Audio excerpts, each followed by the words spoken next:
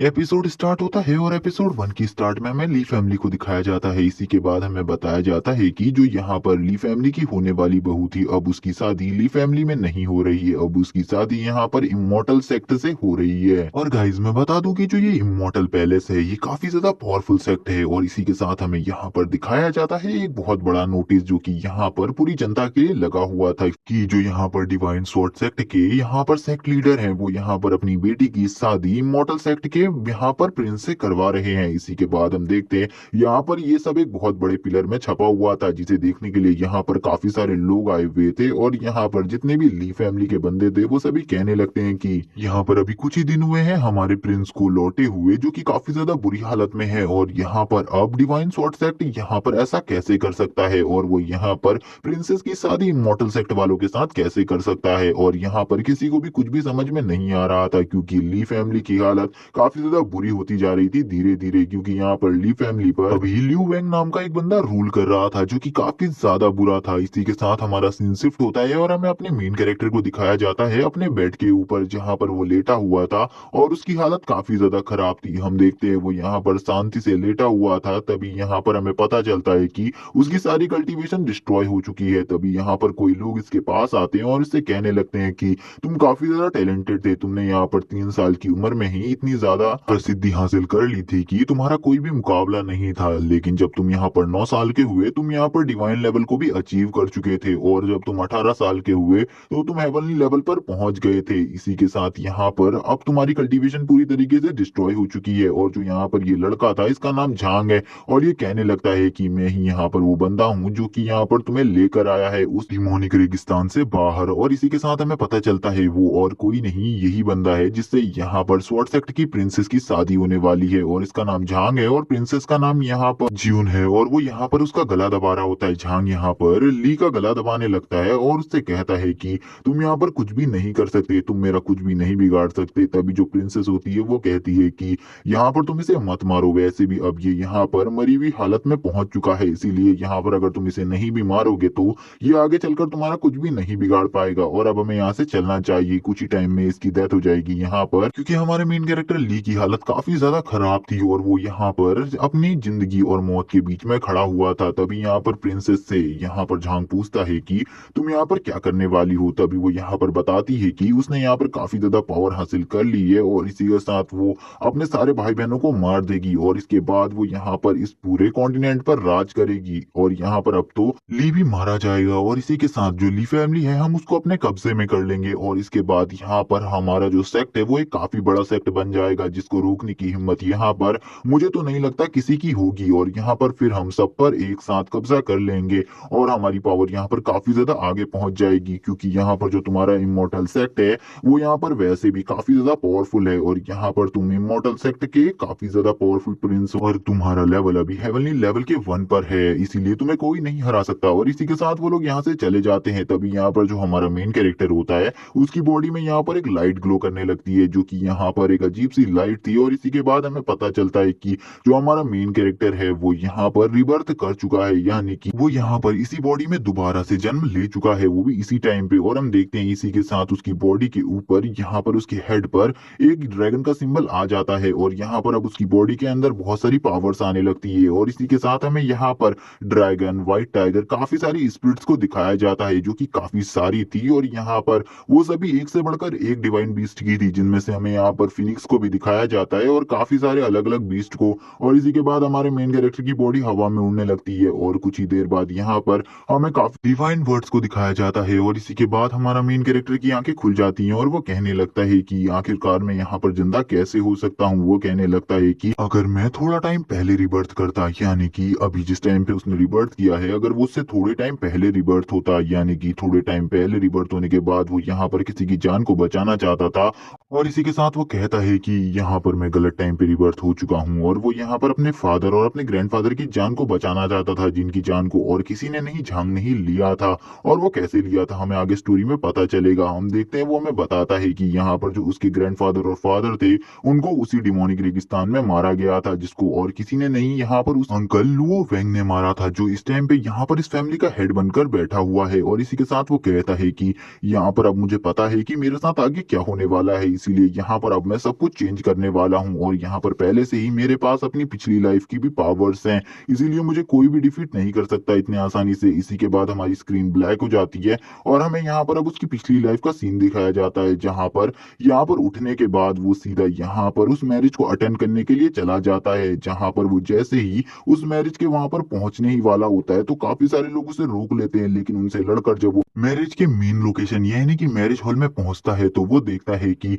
उन दोनों की मैरिज अभी भी चल रही है, जो कि यहाँ पर एम्परर के सामने ही चल रही थी। I mean divine sword sect के लीडर के सामने। हम देख पाते हैं यहाँ पर उसको देखने के बाद झांग कहने लगता है कि आखिरकार तुम तो बहुत ज्यादा जिद्दी इंसान हो, मुझे नहीं लगा था तुम यहाँ पर जिंदा बचोगे। और इसी के बाद वो उसको यहाँ पर और बुरी तरीके से पीटता है और यहाँ पर उसकी काफी ज्यादा बेइज्जती भी करता है। इसी के बाद हम देख पाते हैं हमारा मेन कैरेक्टर ली यहाँ पर उसका कुछ भी नहीं बिगाड़ पाता और वो वापस से उसे यहाँ पर डिमोनिक रेगिस्तान में फेंक देता है और यहाँ से वापस आ जाता है। और हमें पता चलता है कि जब वो यहाँ पर डिमोनिक रेगिस्तान में था तो यहाँ पर उसकी जान एक लड़की ने बचा ली थी, जो कि और कोई नहीं यहाँ पर जीवन की सिस्टर ही थी, जो इसका नाम यहाँ पर यू था। और ये काफी ज्यादा ब्यूटीफुल और यहाँ पर काफी ज्यादा अच्छे दिल की थी। और हम देख पाते हैं कि ये यहाँ पर कहने लगती है तुम यहाँ पर इतनी बुरी हालत में कैसे हो। और इसी के बाद वो उठाकर उसे अपने यहाँ पर टेंट में ले जाती है और इसी के साथ हम देखते हैं वो उसका काफी ज्यादा ख्याल रखती है, क्योंकि यहाँ पर ली को काफी ज्यादा बुरी चोटें आई थी, इसीलिए वो यहाँ पर उसका अच्छे से ट्रीटमेंट करती है। और इसी के साथ वो यहाँ पर उसका अच्छे से ख्याल रख रही होती है। और इसी के साथ जो ली था वो भी यहाँ पर अपनी कल्टीवेशन पर ध्यान दे रहा था और वो यहाँ पर अपनी पावर और स्ट्रेंथ को धीरे धीरे कर कर बढ़ाए जा रहा था। और ऐसे ही कर कर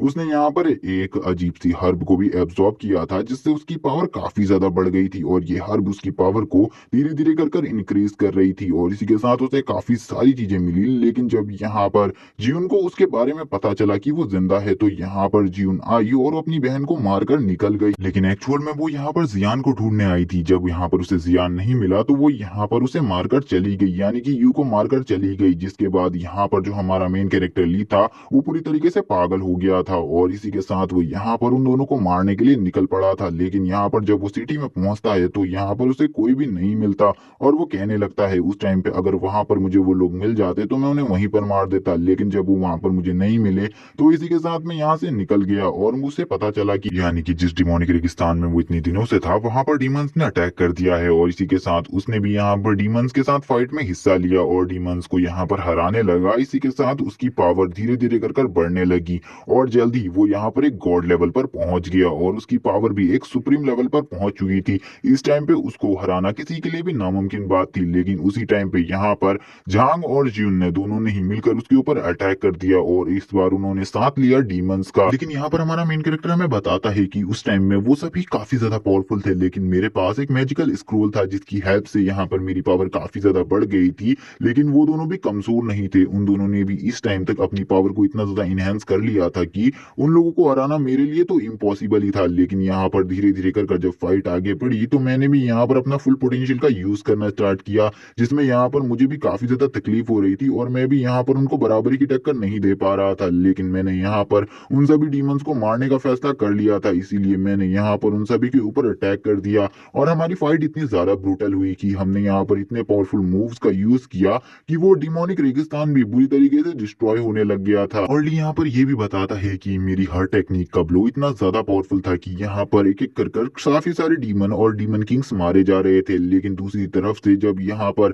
मेन फाइट में झांग और जीवन दोनों ही एक साथ आए तो यहाँ पर मेरे लिए उनको रोकना इतना आसान भी नहीं था। और उन दोनों के साथ फाइट में यहाँ पर वो बताता है कि मेरा एक हाथ भी घायल हो गया, जिसके बाद यहाँ पर उसका एक हाथ बुरी तरीके से घायल हो गया था और एक हाथ कट गया था। इसी के बाद वो हमें ये भी बताता है कि लास्ट टाइम तक फाइट में कुछ ही लोग जिंदा थे, जिनमें से यहाँ पर एक डीमन किंग और यहाँ पर एक झांग और जीवन थे। और यहाँ पर हमें पता चलता है कि झांग भी एक डीमन गॉड है और उसकी पावर इतनी ज्यादा थी कि उसको हराना यहाँ पर हमारे मेन कैरेक्टर की बस की बात नहीं थी। इसीलिए वो यहाँ पर अपने सेक्रीफाइस कर कर अपने आप को सेक्रीफाइस कर कर उसे मारने की कोशिश करता है, जिससे यहाँ पर वो अपनी बॉडी को एक जोरदार ब्लास्ट के साथ उन लोगों को उड़ाने की कोशिश करता है। लेकिन हम देखते हैं उन दोनों को यहाँ पर इस सब बारे में पता चल जाता है, लेकिन हमारे मेन कैरेक्टर की उस टाइम तक पावर इतनी ज्यादा थी कि वो दोनों भी उस ब्लास्ट को सर्वाइव नहीं कर पाते और मारे जाते हैं। इसी के साथ हमारा सीन प्रेजेंट में आता है, जहां पर अब वो कहने लगता है कि मैं इस बार इन सब चीजों को नहीं दोहराऊंगा और इस बार भी एक गॉड बनूंगा, लेकिन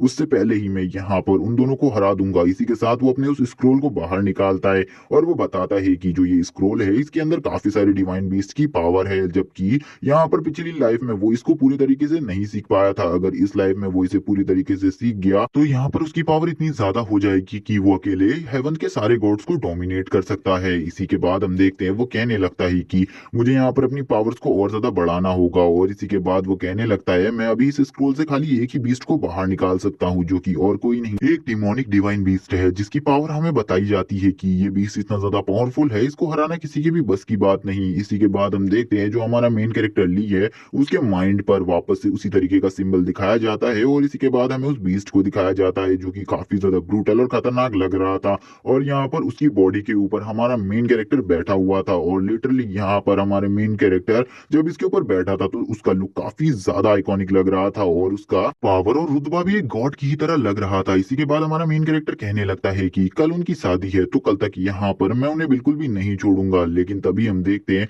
वो कहने लगता है कि उन दोनों ने यहाँ पर पिछली लाइफ में काफी ज्यादा बुरा किया था काफी सारे लोगों के साथ और उन्होंने पूरी कंट्री को डोमिनेट कर दिया था, जहां पर उन्हें पूरी कंट्री में कोई भी डिफीट नहीं कर पा रहा था। लेकिन इस बार मैं बिल्कुल भी ऐसा नहीं होने दूंगा और इसी के साथ वो कहने लगता है मैं जल्दी यहाँ पर तुम्हें रोकने आ रहा हूँ और इस बार मैं यहाँ पर तुम्हारा नामो निशान मिटा दूंगा। इसी के साथ हमें दिखाया जाता है यहाँ पर अब कोई बंदा आने लगता है, जिसे यहाँ पर ली भी देख लेता है और कहता है कि अंकल ल्यू वैन आप यहाँ पर। और इसी के साथ हमें अंकल ल्यू वैन को दिखाया जाता है जो कि इस टाइम पर ली फैमिली के लीडर थे और हम देखते हैं ये यहाँ पर ली को जगा हुआ देखकर कहने लगते हैं आखिरकार तुम कैसे जाग सकते हो, तुम तो यहाँ पर काफी ज्यादा बुरी रूप से घायल थे और तुम्हारे डेंटियन भी डिस्ट्रॉय हो चुका था और तुम्हारी सारी वेन्स फट चुकी थी। तभी यहाँ पर जो ली होता है वो कहने लगता है कि जो यहाँ पर अंकल ल्यू वैंग है उन्होंने भी यहाँ पर उसके फादर को धोखा दे दिया था, जैसा कि उसने पहले भी बताया था हमें। और यहाँ पर जो ली के फादर और अंकल ल्यू वैंग है वो दोनों ही सगे भाई थे, जिसके बाद भी अंकल ल्यू वैंग ने यहाँ पर ली के फादर को धोखा दे दिया और उन्हें धोखे से डिमोनिक रेगिस्तान में भेज दिया, जिसके बाद यहाँ पर